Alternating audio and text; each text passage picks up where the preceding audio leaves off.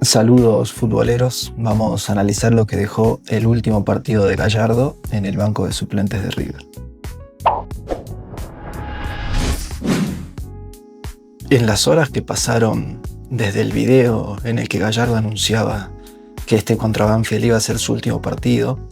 y el inicio del partido mismo, por diferentes medios se hicieron conocer algunas versiones,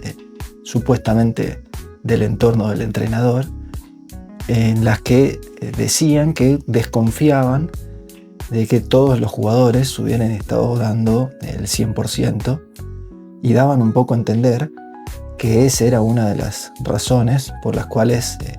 el técnico había tomado la decisión de renunciar a su cargo. Quizás con esto en mente,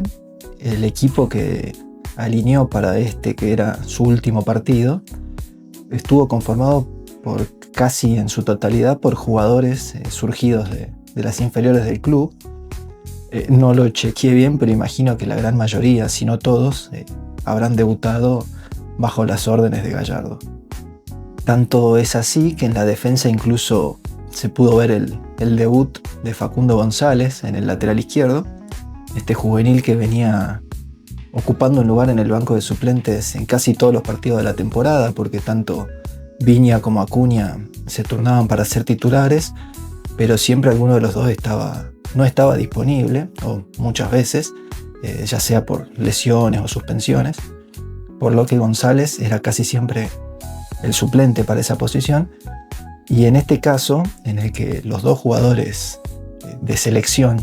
estaban disponibles, el entrenador se inclinó igual por González y dejó a los dos en el banco, quizás un poco para reforzar esta idea de querer jugar con todos chicos del club, también para hacer debutar un jugador más de la larga lista de jugadores que debutaron en River bajo su dirección, pero también imagino para darle un mensaje a estos dos jugadores o sobre estos dos jugadores. En el mediocampo, el doble 5 lo integraron los únicos dos jugadores titulares que no eran surgidos del club, Fausto Vera y Aníbal Moreno, que son también de alguna forma la bandera del actual presidente Di Carlo, ya que fueron sus dos refuerzos más importantes en el mercado de pases,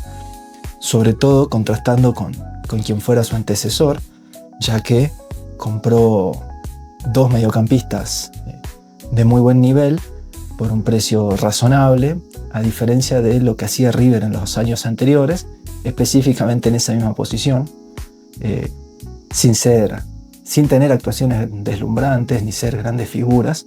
Tanto Moreno como Vera, en este mes y medio de competencia, ya hicieron más que Castaño o cualquiera de los jugadores que Brito le compró a Talleres de Córdoba.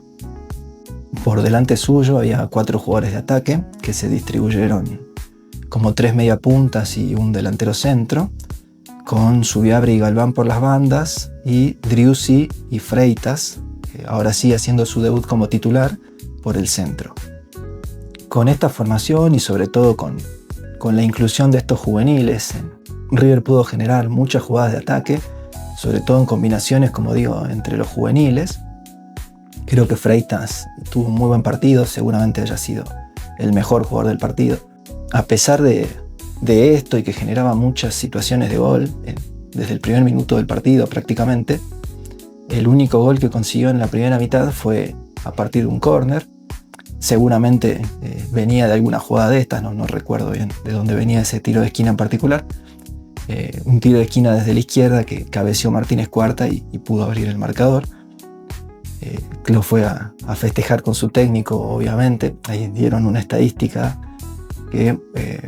todos los partidos que Martínez Cuarta jugó en River, su entrenador fue Marcelo Gallardo, y me imagino que habrá pasado con la mayoría de los jugadores de este último partido. Si bien, como decía, en River fue mucho más y generaba ataques casi constantemente, en una de las últimas jugadas, cuando ya estaba terminando el primer tiempo, en una desatención o una descoordinación de la defensa, Banfield encontró una oportunidad, ya que se adelantaron los los dos centrales, pero no los laterales, que quedaron más atrás habilitando, particularmente González, que quedó muy atrás. Y cuando la pelota pasó la línea de los centrales, ya con los delanteros en carrera hacia adelante, era casi inevitable el gol. En principio el juez de línea marcó offside, pero el VAR lo revisó y como digo, González estaba habilitando a todos los delanteros, por lo que se convalidó el gol y se fueron al descanso con un empate que no reflejaba lo que se había visto en la cancha. En el segundo tiempo, en el primer ataque de River, y tras una pelota que pegó en el palo, Driussi empujó justamente la pelota al arco vacío y pudo convertir así su gol, cortando su mala racha personal y también cortando la mala racha de los delanteros de River, ya que este fue el primer gol de un delantero de River en lo que va de la temporada. Y unos minutos más tarde, también Freitas pudo convertir lo que fue su primer gol como profesional, y un poco ya casi liquidando el partido con ese 3-1. Creo que los goleadores del partido también fueron de alguna manera los que Gallardo hubiera elegido, me parece. Martínez Cuarta, que fue su último capitán, Driussi, que fue quien él eligió de 9, de hecho juega con ese número en la espalda justamente porque Gallardo lo eligió para ocupar ese lugar. Y una de las mayores críticas que recibió en este último tiempo fue la falta de 9 o la falta de gol de los delanteros. Por eso, al menos en este último partido, Driussi pudo regalarle un gol. Y el tercero también de Freitas, que si bien está iniciando sus pasos en el fútbol profesional, habrá que ver qué oportunidades tiene con sus próximos entrenadores y si las puede aprovechar o no. Pero para todos va a quedar como una semilla que ya dejó Gallardo, como digo, una semilla que ya convirtió su primer gol.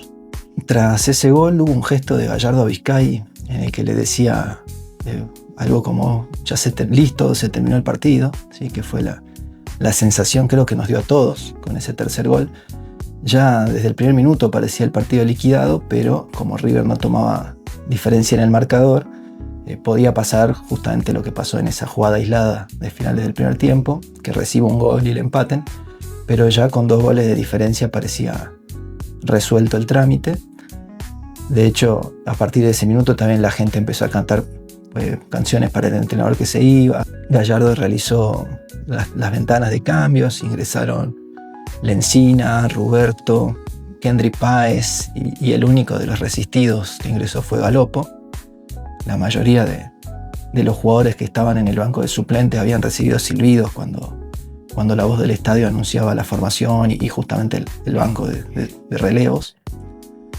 Pero a partir de ahí creo que ya no había partido, justamente como digo. Si bien River sigue atacando, seguramente Banfield tuvo alguna aproximación que no estoy recordando, pero como digo, el encuentro se terminó como bien expresó Gallardo en ese gesto.